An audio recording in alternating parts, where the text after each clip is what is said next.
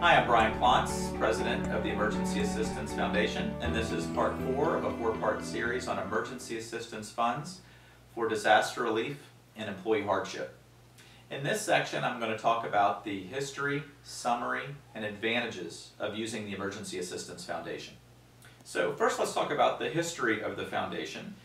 We formed the foundation in 2012 after working all through 2011. And it really started because we received a call from a large employer that had a public charity that they had administered that had a disaster, unfortunately, affecting their employees back in the early 2000s. And one of the issues was, they said literally at 9:45 in the morning, there was no disaster.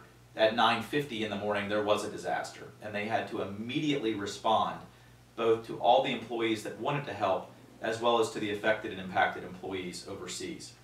And they said it certainly had a number of growing pains to be able to meet that need as quickly and from complete startup to be able to be operational and to make grants. But then when the disaster subsided, thankfully, literally the charity became a file drawer charity again. So if another disaster were to occur, they would have to re-ramp up the entire operation, throw additional staff, go through the same learning curve that they went through originally. And they really came to the conclusion that that was not effective at all. So the ideal was to be able to find a separate charity with the existing infrastructure to be able to perform that function for the company and for its employees should a disaster occur again. So in looking for almost a year and a half, I could not find a solution for this company beyond local community foundations in 5 or 6 cities that would only do that for local corporations. So we decided to create the Emergency Assistance Foundation specifically to be able to help employers private label their own emergency assistance funds for disaster relief and for employee hardship that could be both used domestically and internationally, specializing in this specific role. So in terms of the people we have, we've got an expert staff of 4 professionals, both with legal backgrounds, tax backgrounds, as well as the person that vetted almost 100 of these programs that exist to be able to capture all the best practices, performance standards, industry benchmarks, to be able to customize these programs for our specific employer donors. So the Emergency Assistance Foundation applied for tax-exempt public charity status in 2011, received full approval to be able to be a domestic and international disaster relief and employee hardship provider in early 2012. And now we are fully operational with a structure that allows our one umbrella public foundation to be able to create 1 or 150 funds for individual employer groups, whereby we are the ones responsible for the legal selection, for all of the compliance, for all of the regulation from a state-by-state basis, for the grant administration and fund processing. In essence, it's a turnkey charity to benefit employer groups to be able to provide tax-deductible contributions and tax-free grants. So what you'll see here is based on the structure that we've created, a flow chart that we hope will illuminate the tasks that each party is responsible for in terms of the employers, the employees, the oversight committee, and emergency assistance. So if you look at the middle of the slide, you'll see the employee and employer-funded fund within the Emergency Assistance Foundation that is specific to that employer group. You'll see the employer obviously is able to participate in the design, guidelines, the funding of the program. The oversight committee is set with being able to make the determinations on the size of the grants, the qualifications, whether it will be disaster relief and employee hardship.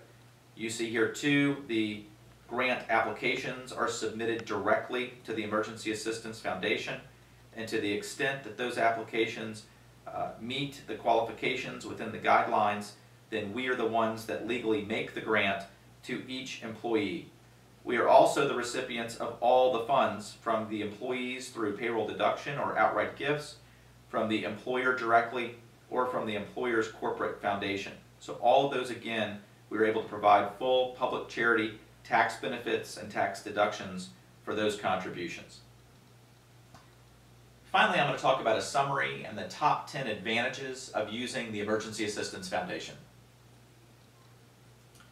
First is a customized employer fund for a turnkey program.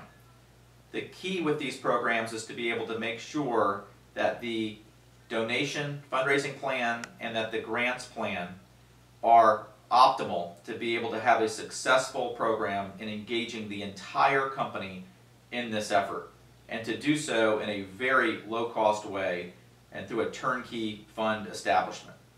Second, we have expert staff for the consulting on the front end, as well as ongoing consulting, as well as the direct grant and gift administration. Third, no setup costs and low ongoing fund expenses. Typically, our fees are only per grant application.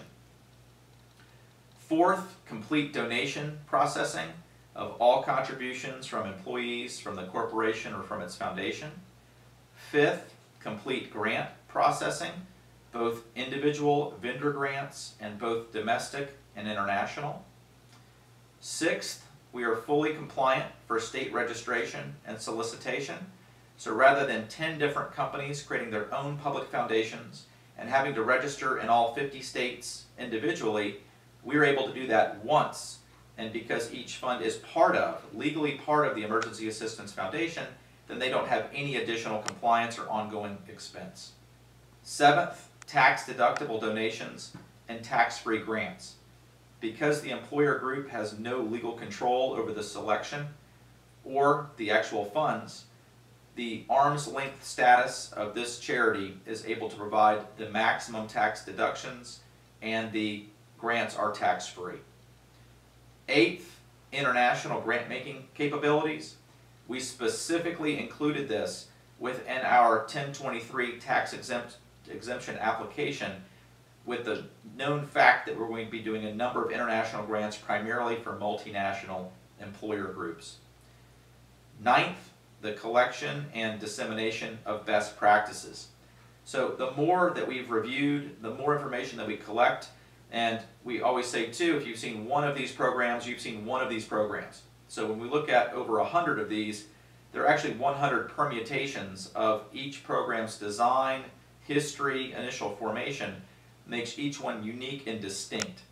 And what we try to do is to collect that information to be able to provide the best match for each employer group that we work with. And 10th is networking with other employer funds.